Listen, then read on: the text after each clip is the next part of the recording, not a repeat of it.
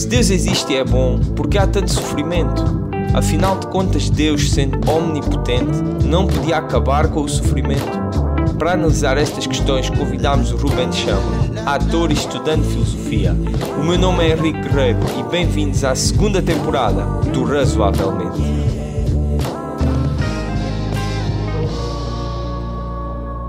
O problema do mal é um grande tema e, portanto, utilizando aqui uma expressão popular, vamos repartir o mal pelas aldeias, ou neste caso pelos podcasts. Portanto, nesta série Mal por Mal com o Ruben Chama, em cada parte, que é um excerto da conversa que tive com ele, vamos falar das várias formas que o problema do mal toma e como é que se pode responder a cada uma delas. Neste primeiro excerto de hoje vamos saber um pouco sobre o Ruben, para quem não o conhece, né? E vamos abordar o problema do mal na perspectiva moral, ou seja, o mal que é causado pelas ações, digamos, malignas, erradas dos seres humanos. Muito bem, Chama. Hoje estás aqui connosco para falar sobre o problema do mal e tu, neste momento, pareces bem qualificado para isso porque estás a estudar filosofia. Que pressão. Portanto, eu gostava que começasses por nos dizer porque é que tu, como um cristão que és, decidiste estudar nessa área e qual é que é o valor que tens tirado disso? Bem, como cristão, é importante que eu felizmente, tive a benção de crescer espiritualmente com cristãos que me ajudaram a compreender que não existe essa suposta dicotomia inconciliável entre a razão e a fé. Felizmente tive essa oportunidade e essas pessoas que me ajudaram a perceber isso desde cedo. Como nós tentamos fazer aqui também, justamente, não é? Como o GBU tem feito, como é lema do GBU e agora materializado também neste podcast que também tens dirigido. Portanto, a razão, ou seja, o pensar sobre as coisas, felizmente sempre foi, desde os meus passos na fé, um objetivo e um desejo e uma curiosidade. E isso aconteceu algumas pessoas a aturarem as perguntas que eu ia fazendo e também, obviamente, estive a estudar no seminário e houve duas cadeiras em particular muito interessantes que tratavam muito da parte da razão. Portanto, eu estou-me a referir, já agora faço uma publicidade, se me é permitido, ao Seminário Teológico Batista, onde estive a estudar, não é? E que tem excelentes professores, nomeadamente nestas duas cadeiras, que foi Cosmovisão Cristã e Cultura Contemporânea, o professor Manuel Rainho, a professora Isabel Reinaldo. O Manuel Rainho já aqui esteve, não é? Foi o convidado que fechou a temporada passada.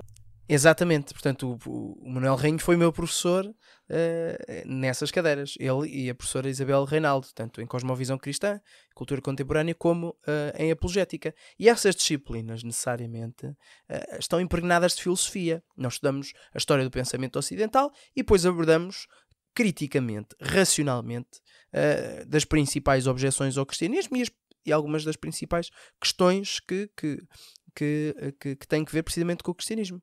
Daí filosofia. Ou seja, foi isso que foi fazendo crescer em mim essa curiosidade pela filosofia e foi isso que achei, na medida em que acho que é necessário o cristão pensar e na medida em que a sociedade em geral acho que está muitas vezes carente de razão, achei que por mim e porque eventualmente com a devida humildade gostaria de ser usado por Deus a catalisar razão na sociedade, felizmente junto com outras pessoas, obviamente, é que decidi estudar filosofia agora na Faculdade de Letras. Estou agora no 2º ano, portanto depende das perguntas que me fizeste, talvez ainda não tenha dado, só no 3º ano.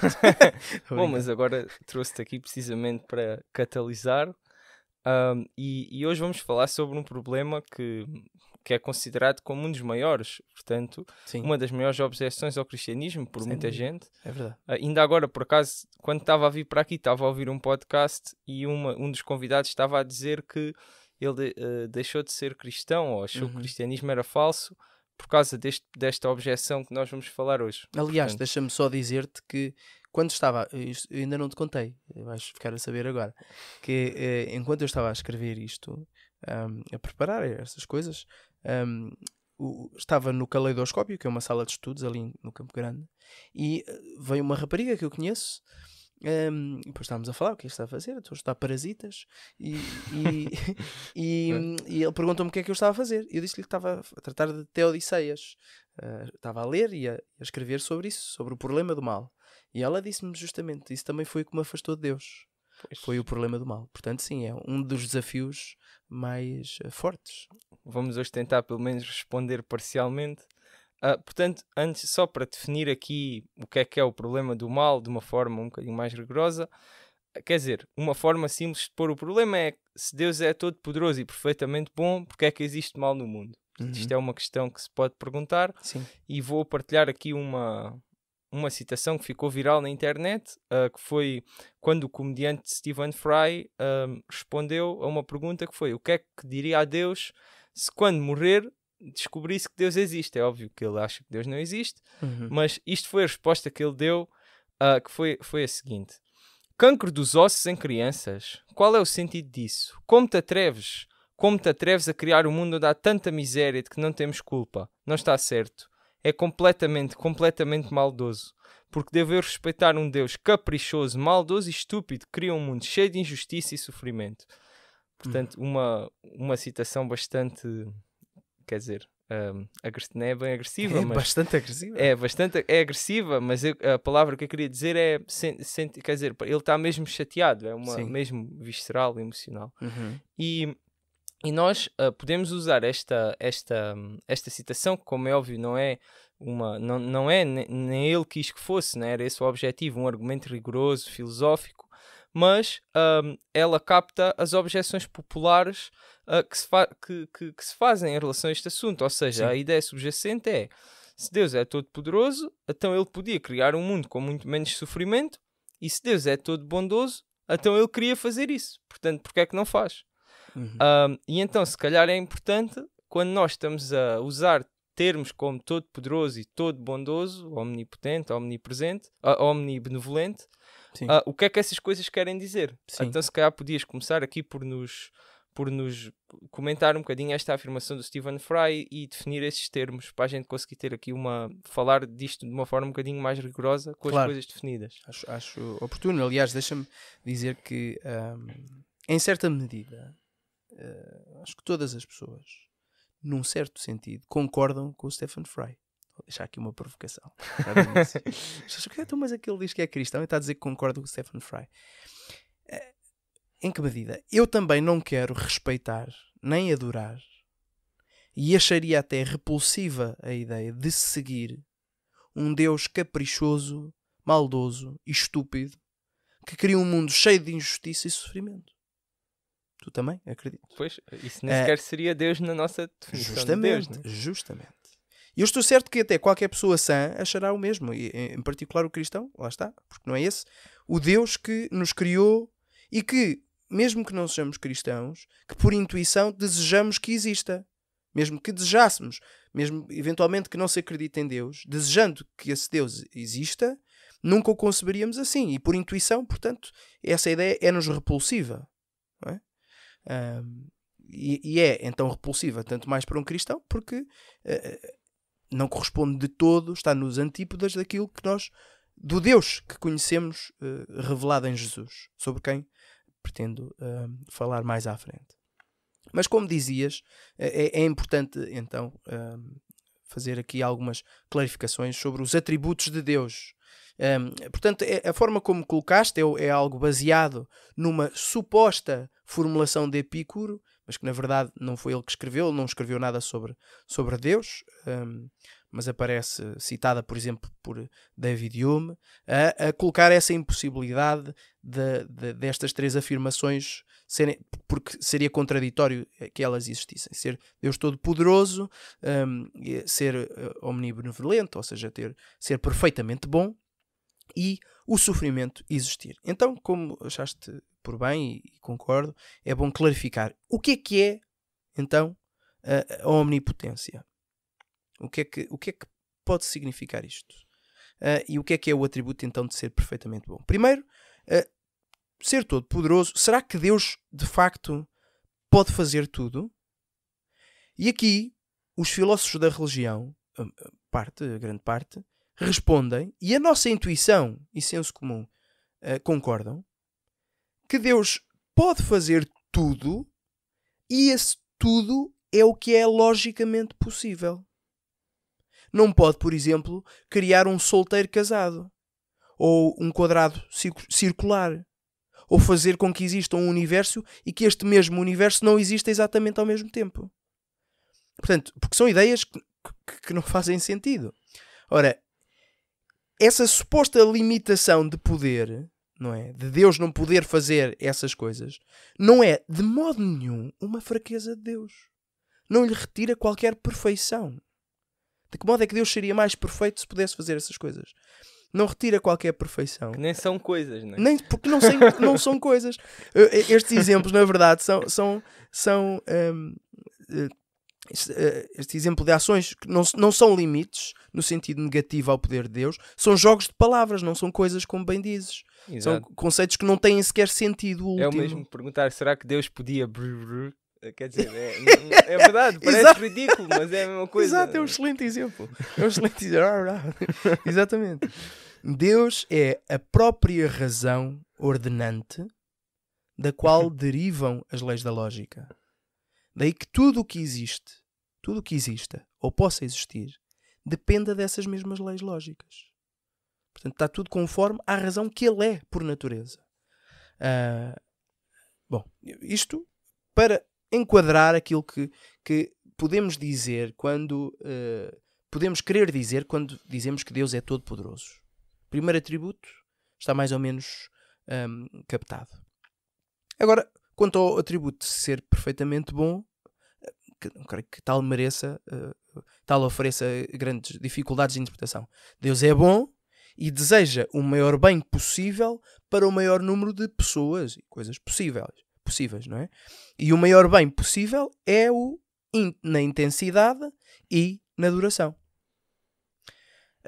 Mas para que estas clarificações servem?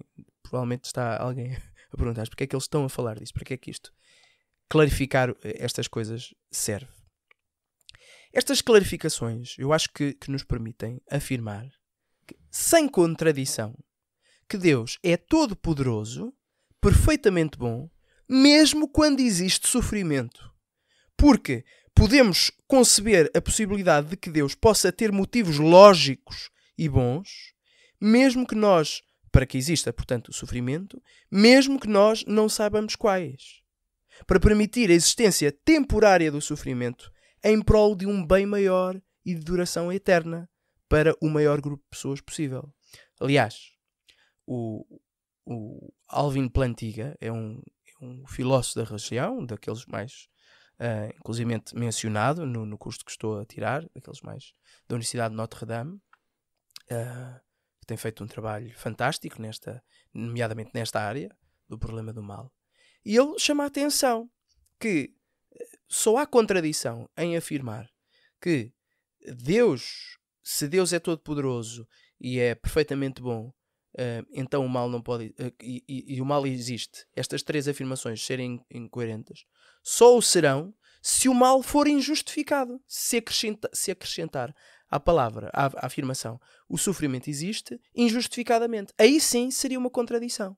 Porque se existir justificações como estas que começo agora aqui a indicar, então não há contradição alguma. Exato. Pronto, e isso estás a dizer faz todo o sentido, não é? Então, mas assim, o que tu estás a dizer no fundo, assim em termos de resumo, é que até parece que viraste a pergunta, não é? Viraste Sim. a objeção, porque no fundo o que tu estás a dizer é que Deus até podia criar um mundo sem sofrimento, no sentido, quer dizer, que ele tem poder suficiente para isso, Sim. mas ele não o faz, não é apesar dele ser bom, mas é porque é bom, porque tu estás a dizer que ele não faz isso, porque de alguma forma, se ele fizesse isso, ia sacrificar outros aspectos deste mundo que não iam valer a pena, e como Deus é perfeitamente bom, então ele não quer sacrificar esses aspectos porque de alguma forma, digamos, de uma forma simples, não compensa. Então Deus está a agir assim, não apesar de ser bom, mas porque é bom. Exatamente, porque Deus podia perfeitamente não nos ter criado. Deus, na sua liberdade, podia não nos ter criado. Portanto, mas o que é bom perfeitamente bom, foi ter-nos criado. E, portanto, o mundo que existe é nessa medida. Portanto, não foi apesar de, mas foi porque é bom que nos criou. E agora, relativamente a esta questão do porquê que é bom, e há uma resposta clássica que eu subscrevo totalmente. A possibilidade de sofrimento temporário é uma condição necessária para um bem maior eterno. Portanto, essa possibilidade é necessária para que possa haver esse bem maior eterno. E esse bem maior eterno é o poder existir, como ainda agora disse, o maior número possível de seres capazes de quê? Não são os seres quaisquer. São seres capazes de amar e ser amados. Numa relação com Deus e com os outros. Esta é a resposta clássica no meio cristão. Que é a possibilidade de sermos capazes de amar, ser amados numa relação com Deus e com os outros. É esse o plano divino que nos é revelado em Jesus. Este é até, podemos dizer, o mais alto desígnio possível. Afinal, estamos a falar de poder experimentar aquilo que é a própria natureza de Deus. Amor. A Bíblia diz, Deus é amor. O que é muito interessante. É muito interessante. Portanto, isto é podermos experimentar essa própria natureza. E não é verdade que é isso que eu, tu, todos nós queremos, de algum modo, seres humanos, desejamos, sermos amados e amar. Não nos contentamos apenas em ser alvo de amor, nós próprios queremos ser, de algum modo, significativos na vida dos outros. Nós queremos amar também. Ora, para que tal seja possível é necessária o quê? Liberdade. Liberdade. E este é um fator muito importante. Porque, intuitivamente, nós percebemos isto. Ninguém ama por decreto ou por coação. Ninguém obriga alguém a amar. É necessário ser-se livre. E amar, como já referi, é procurar ter uma relação e ação significativas com e em prol do outro. Não é?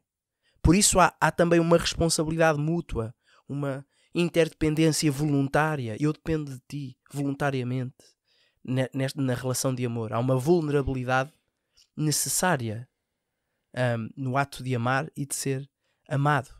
E então, para isto, é necessário que haja liberdade, para que sejamos agentes morais, capazes de ações complexas, onde possamos ser também co-criadores de beleza, por exemplo, de comunidade. Esta liberdade necessária a este bem maior que é o amor tem necessariamente como possibilidade o poder de infligir-se o mal. Sempre que o homem o fez, mas sempre que o homem infligiu o mal, é porque ele fez o mau uso da liberdade e não amou a Deus, nem se amou a si próprio, nem ao próximo. Não é? E isto aqui basicamente é o resumo da lei, como Jesus nos chamou a atenção. E é isso que é o pecar, é usar mal essa liberdade, a razão última de grande parte do sofrimento. Muito bem, Chama. Espero que tenham gostado desta introdução ao problema do mal e discussão do chamado mal moral. Voltamos em breve para a segunda parte, que vai ser dedicada à discussão do chamado mal natural. Portanto, fiquem atentos e até à próxima.